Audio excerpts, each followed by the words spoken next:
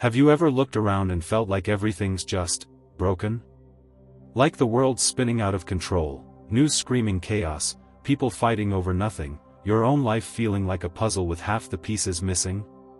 Maybe you're tired, scrolling through perfect lives online, wondering why yours feels so heavy. Maybe you've asked yourself, what's the point? Why keep trying when it all seems so cked? I've been there. That hollow ache, that quiet fear that hope's just a fairy tale, it's real. It's human. But what if that mess, that pain, is exactly where hope starts?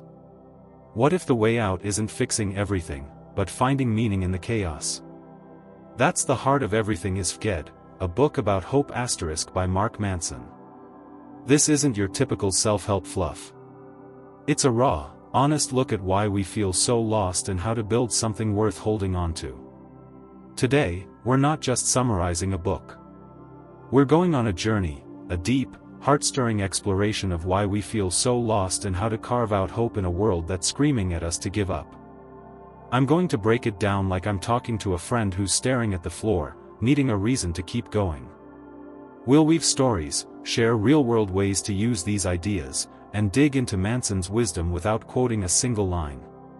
So, grab a coffee, settle in, and let's find some light in the chaos together. Because you're not broken, you're just one step away from rising. Everything is cked*, released in 2019, is Manson's deep dive into why modern life feels so hopeless and how we can build something better. He pulls from psychology, history, even philosophy, but it's not academic fluff. It's real talk about why we're addicted to distraction, why our brains trick us into despair, and how to find hope when everything seems broken. This book matters because it doesn't promise a quick fix or a perfect life. It's about facing the mess head-on and choosing what's worth your fight. I picked up this book during a dark time, stuck in a job that drained me, watching family arguments tear us apart, feeling like hope was a word for other people. Manson's ideas were like a wake-up call.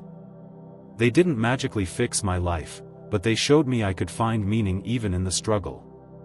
That's why we're here, to unpack that hope, make it practical, and give you tools to navigate this wild, messy world. Because you don't need everything to be okay, you just need something worth believing in. Manson's book is a treasure chest of ideas, so I've distilled it into 5 core themes that capture its essence. Each one's a lifeline for navigating life's chaos. I'll share stories, my own reflections, and tons of practical ways to use these insights, like we're hashing it out over a long, late-night coffee. Let's dive in. Theme 1: The Happiness Trap. First up, the idea that chasing happiness screws us over. We're bombarded with messages, ads, influencers, even our own brains, telling us life should feel good all the time. Buy this gadget, get that job, post that selfie, and you'll be happy. But the more we chase it, the more it slips away, like trying to grab smoke. Manson says this is because happiness isn't a goal, it's a side effect of living for something deeper, like purpose or connection. Take my friend Elena. She had it all on paper, a tech job, a sleek condo, a feed full of blessed posts.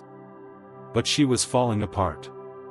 She'd spend hours curating her Instagram, comparing herself to fitness models and travel bloggers, feeling like she was always one step behind. She tried everything: yoga retreats, juice cleanses, therapy apps. Nothing filled the hole. Then she started mentoring at-risk teens through a local program. It was messy, kids who didn't trust her, long hours, no paycheck. But listening to their stories, helping them navigate their pain, gave her something social media never could: meaning. She didn't wake up happy every day, but she woke up alive. Manson's point is that expecting constant happiness is a recipe for misery. Life's full of pain, boredom, and screw-ups. That's not failure, that's reality. What matters is finding something worth the struggle, a cause, a relationship, a dream that makes the hard days feel worth it.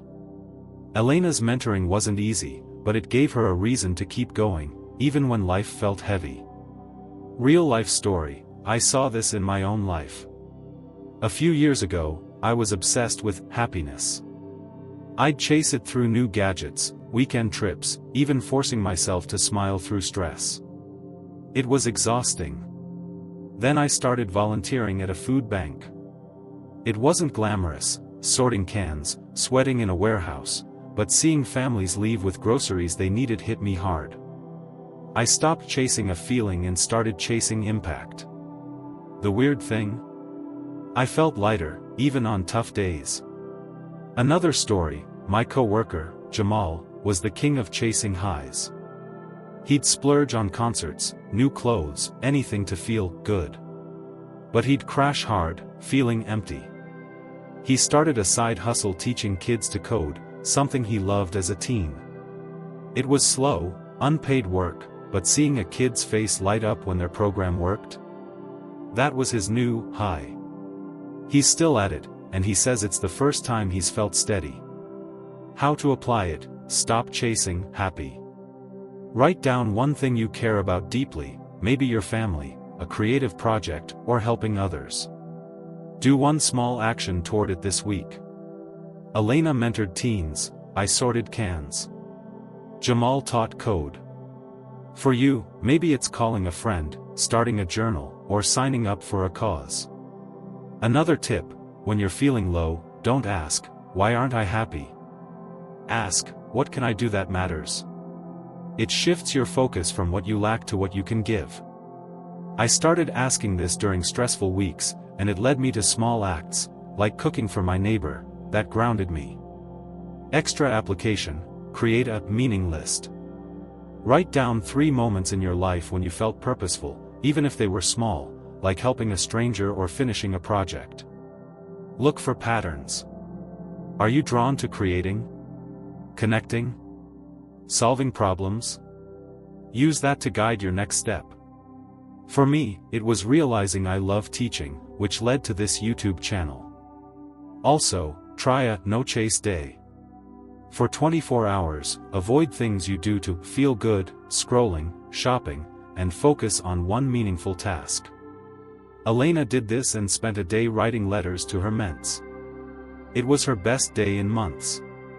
Try it. You'll find happiness sneaks in when you're not looking.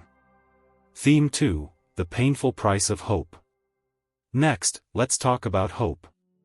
Manson says hope isn't a fluffy, feel-good thing. It's a gritty choice to care about something, even when it hurts. Hope means picking a fight worth fighting, knowing you'll get bruised.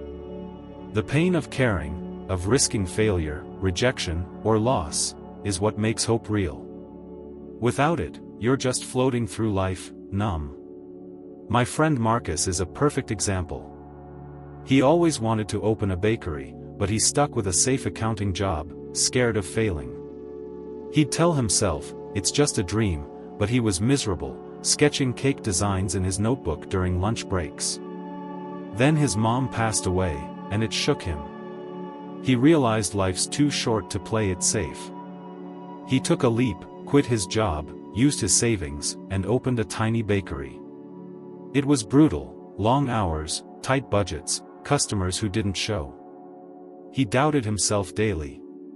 But every time someone smiled biting into his cupcakes, he felt alive. Hope wasn't easy, it was painful, but it gave him a life that felt like his. Manson's idea is that hope requires vulnerability. You have to care enough to risk losing. The alternative, shutting down, avoiding dreams, isn't safety, it's emptiness. Marcus's bakery isn't a wild success, but he's proud. He chose hope, and the pain was worth it. Real-life story: I went through this with my writing. I wanted to start a blog but was terrified no one would read it. I'd write drafts, then delete them, scared of looking dumb. Then a friend challenged me: "What's worse, failing or never trying?" I posted my first piece, hands shaking. It got 3 views. But I kept going, and now I'm here, scripting for you. The fear of rejection stung, but it was nothing compared to the regret of staying silent. Another story: my sister, Lila, dreamed of being a photographer but thought it was unrealistic. She worked retail, hating it. After a bad breakup, she decided to hope again. She took a photography course, started shooting for free. Her first clients hated her work, and it crushed her. But she learned, improved, and now runs a small studio. The pain of criticism was her path to hope. How to apply it? Pick one dream you've buried because it feels too scary. Take one tiny step toward it, like Marcus baking at home or me posting a blog. Maybe it's signing up for a class, sketching an idea, or telling someone your goal. Another tip, write down your hope cost. What's the worst that could happen? For Marcus, it was losing money. For me, it was no one reading. Realize you can survive that, and the risk feels smaller. I did this and saw failure wasn't the end, it was just a step. Also, find a hope buddy. Share your dream with someone who'll cheer you on. Lila's friend pushed her to keep shooting. My cousin kept me writing. Try it. Hope grows when you're not alone. Extra application, do a hope audit. List 3 times you took a risk and it paid off, even slightly, like trying a new hobby or speaking up. See how the pain led to growth. For me, it was joining a writing group, terrifying, but it honed my craft. Also, try a 1-risk week.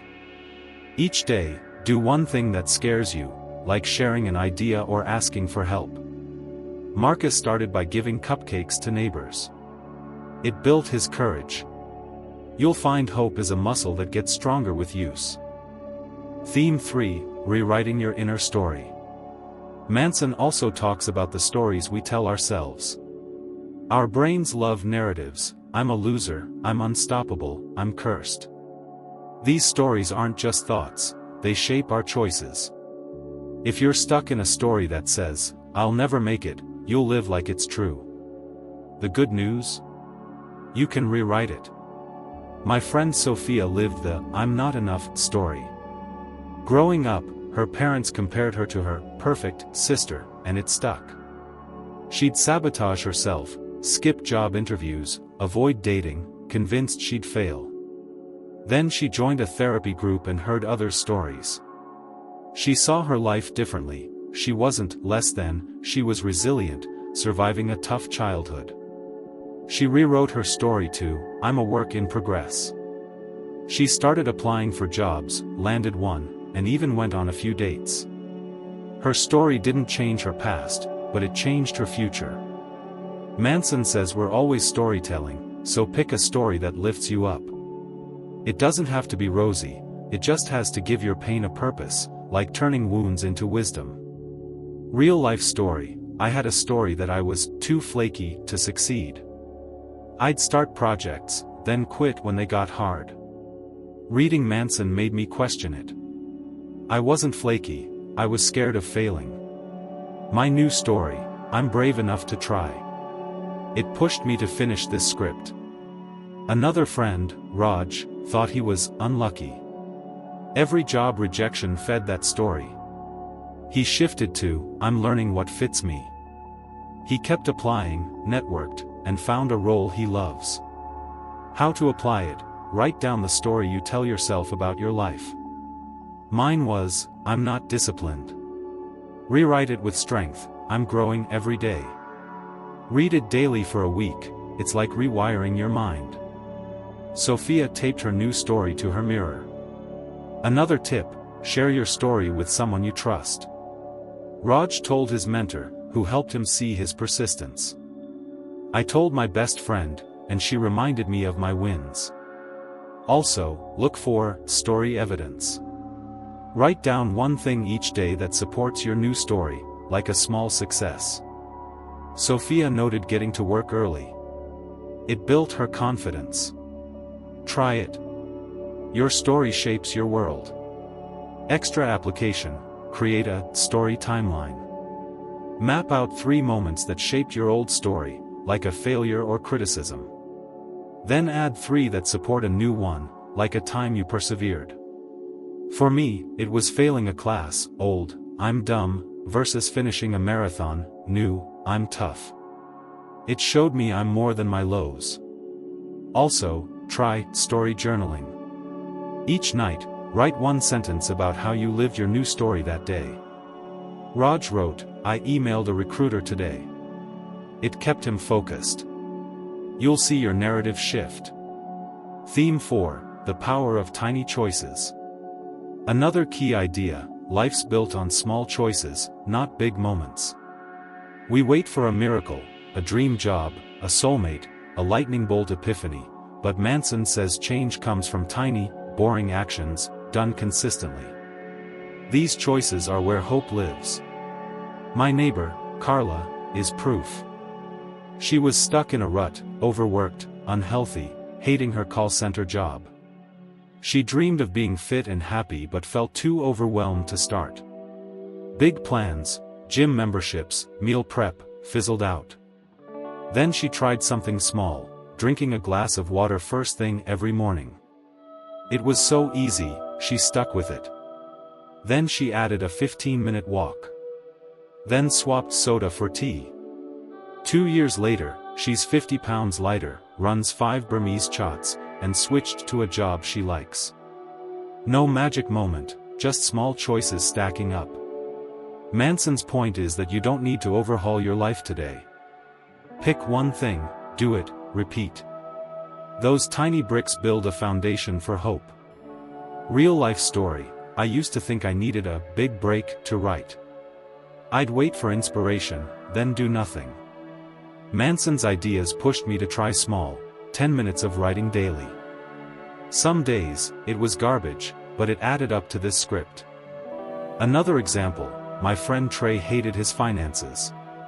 He started saving $5 a week, barely noticeable. Now he's got an emergency fund and feels in control. Small moves, big impact. How to apply it? Pick one tiny habit, like Carla's water or my 10-minute writing. Make it so small you can't fail. Do it for a week. Another tip, use a habit tracker. Draw a calendar and mark an X each day you do it. Carla's excess kept her going, I use an app. Also, pair your habit with something you already do, like walking after coffee. Trey saved $5 every payday. Try it for 30 days. You'll see small choices become your superpower. Extra application, try a choice chain. Write down one small choice, then the next step it could lead to. For Carla, it was water, walking, running. For me, writing, blogging, YouTube. Map your chain and start the first link. Also, do a choice review. Each week, note one small choice you made and its impact. Trey saw his $5 habit gave him peace of mind. It keeps you motivated. You'll build a life one choice at a time. Theme 5, finding meaning in connection. Finally, Manson talks about connection. We're wired for relationships, with friends, family, communities, even ideas bigger than us. In a world of likes and follows, real connection is rare, but it's where meaning lives. Caring about others, and letting them care about you, is how you anchor hope. My friend Nina showed me this. She was a lawyer, always working, no time for friends. She felt isolated, like life was a treadmill. During a tough year, she joined a community garden, just to get out. At first, she kept to herself, but the group's vibe, sharing seeds, swapping stories, drew her in. She started caring about these people, and they cared back. When her dad got sick, they brought her meals. That garden wasn't just plants, it was her lifeline. She's still there, and it's given her a sense of home. Manson says meaning comes from what you give to others, not what you get. Connection is messy, people argue, let you down, but it's worth it. It's the thread that ties hope to reality. Real life story. I felt this when I joined a local art class. I was lonely, new in town. The group was small, but we bonded over bad sketches and coffee. When I lost my job, they checked in, even helped me find freelance gigs. That connection kept me afloat. Another friend, Aisha, found this through a church choir. She was shy, but singing with others gave her a family. It's what gets her through tough days. How to apply it: reach out to one person this week, a friend, a coworker, a stranger in a club. Start small, like Nina's garden. I texted an old classmate, and we're now close. Another tip: do one kind act, no strings attached, like leaving a note for a neighbor. Aisha baked cookies for her choir, and it sparked friendships. Also, join a group that shares your interests, a book club, a sports team. Nina's garden was her spark, my art class was mine. Try it. Connection is hope's heartbeat. Extra application: create a connection map. List 3 people or groups you want to bond with. Note one way to connect, like coffee with a friend or joining a class. I mapped my art class and met my best friend. Also, try a gratitude call. Once a week, call someone to say why you're grateful for them. Aisha did this with her choir director, and it deepened their bond. You'll feel hope grow with every link. We've traveled far today, through the trap of happiness, the pain of hope, the stories we tell, the power of small choices, and the meaning in connection. These ideas from Everything is cked are like a compass in a storm, pointing you toward hope when the world feels like a mess. This book shook me awake. It made me stop chasing perfect and start building a life that matters. I hope it's sparking that fire in you. Here's your challenge: pick one action from today and try it this week. Write a new story about your strength. Take a small step toward a dream. Reach out to someone. Track a tiny habit. These aren't just tasks, they're seeds of hope. Picture yourself a month from now, still messy, but braver, clearer, connected. That's the life Manson's pointing us toward. It's not about fixing the world, it's about choosing what's worth your heart. So, go out there. Be gritty. Be real. Be you. If this hit home, drop a comment below. What's one step you're taking? Let's keep this hope burning. Until next time, keep fighting for what's worth it.